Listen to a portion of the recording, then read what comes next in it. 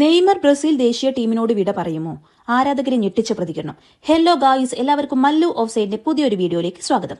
Brazil ദേശീയ ടീമിനായി ഇനി കളിക്കുമോ എന്ന ചോദ്യത്തിന് നെയ്മർ ജൂനിയർ നൽകിയ പുതിയ പ്രതികരണമാണ് ഇപ്പോൾ ഫുട്ബോൾ ലോകത്ത് വലിയ ചർച്ചയാകുന്നത്.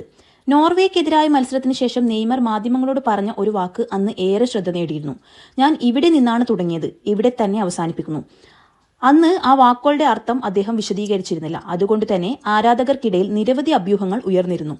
ഇപ്പോൾ സാന്റോസിന്റെ മത്സരത്തിന് ശേഷം മാധ്യമങ്ങളോട് സംസാരിക്കവേ ബ്രസീൽ ദേശീയ ടീമിലേക്ക് തിരിച്ചെത്തുമോ എന്ന ചോദ്യത്തിന് നെയ്മർ വളരെ വ്യക്തമായ മറുപടിയാണ് നൽകിയത്.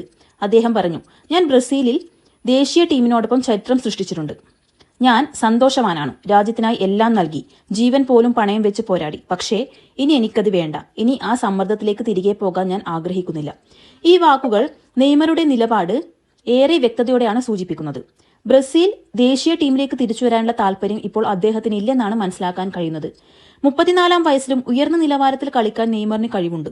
എന്നിരുന്നാലും ദേശീയ ടീമിന്റെ സമ്മർദ്ദങ്ങളിൽ നിന്ന് മാറി നിൽക്കാനാണ് അദ്ദേഹം ആഗ്രഹിക്കുന്നത്. ബ്രസീലിനായി നെയ്മർ നേടിയ നേട്ടങ്ങൾ അതുല്യമാണ്. രാജ്യത്തിന്റെ ചരിത്രത്തിലെ എക്കാലത്തെയും മികച്ച ഗോൾ സ്കോററാണ് അദ്ദേഹം. ഇതിഹാസ താരം പെലെയെ മറികടന്ന നെയ്മർ ബ്രസീലിനായി 130-ലധികം മത്സരങ്ങളിൽ 80 ഗോൾ നേടി തന്റെ പേര് ചരിത്രത്തിൽ രേഖപ്പെടുത്തി.